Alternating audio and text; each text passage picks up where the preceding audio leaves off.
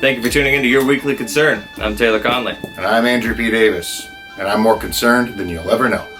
Starting with the universal weather, it's partly cloudy with a chance of cat. The SLA in New York recently passed a controversial, which is a nice way of saying, a completely stupid law requiring bars to sell food to customers who just want drinks whether they want the food or not. Because COVID. For some reason. Oh! Well, this just in. They've amended the law now to make sure that your meal is complete and you have to buy dessert too. And the fact that you have to look that up to see if I'm making this up or not means this law really is that dumb.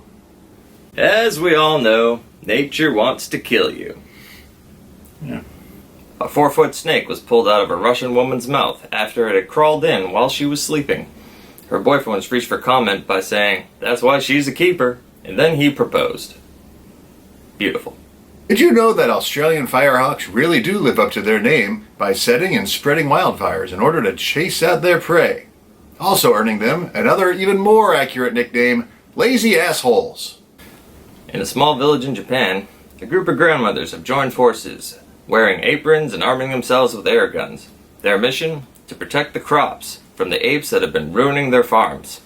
They call themselves the Monkey Busters. Finally, a Ghostbusters reboot that I'm actually excited to see. I ain't afraid of no chimp. Mad scientists recently revitalized the cells of a 28,000-year-old woolly mammoth, proving once again that the game Let's Spit in the Face of God has gotten completely out of hand. In Belgium, doctors used a poop transplant to help cure a guy whose gut was making him drunk. He had a rare disease called auto-brewery syndrome, where his gut would brew alcohol and he would just get hammered despite not having a drop of alcohol. The man in the article was not identified because, as I quote, "I don't want to be known as the poop transplant guy." He further stated, "And why do you gotta call it the poop transplant? There's gotta be another name. Come on." Hey, speaking of piles of shit, Taylor. I'm listening. Mark Mothersbaugh of Devo recently had a very close call with Eric Clapton this week when he narrowly escaped his icy, slow hand of doom. Others, however, were not so lucky, and he was particularly cruel to the youngsters, claiming the lives of singer-songwriter Justin Town Earl and vocalist Riley Gale. He then finished things off with a Bay City roller because he cannot resist low-hanging fruit. Be careful out there, everyone. He is a monster.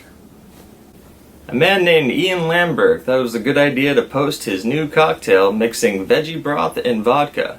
Some people call it the poor man's Bloody Mary, whereas others call it sex on the dumpster.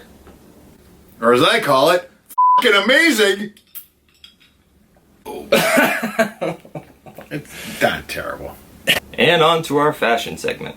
In women's fashion, apparently meat brown is an official color of a skirt, because nothing makes you say ooh la la like a lady in meat brown. But we have more concerns in men's fashion. Starting with this guy in boots, jean shorts, and a white sweater at the beach, to younger guys wearing what is now called brokinis. I mean, didn't anyone tell them they look like a C-list heel wrestler? Well, I tried to tell him! And wrapping up this segment, did anyone order a large Italian sausage? Because this guy with a gun says he ain't leaving until we pay him. Well, who would have thought that fat, obnoxious, hairy porn star Ron Jeremy is also a rapist? Well, it turns out everyone. And now for a segment a little more paranormal, or as we like to say around here, concern-normal. What he said. A woman that was declared dead was found breathing in a funeral home in Michigan. The paramedic/firefighter failed to check for a pulse. The fire chief involved was quoted to say, "This is a terrible thing that happened.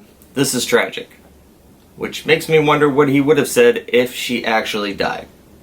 In rural Wisconsin, there have recently been numerous sightings of zombie BEKs, also known as black-eyed kids, which is a thing that you didn't know about before, but now you do. Concerned yet?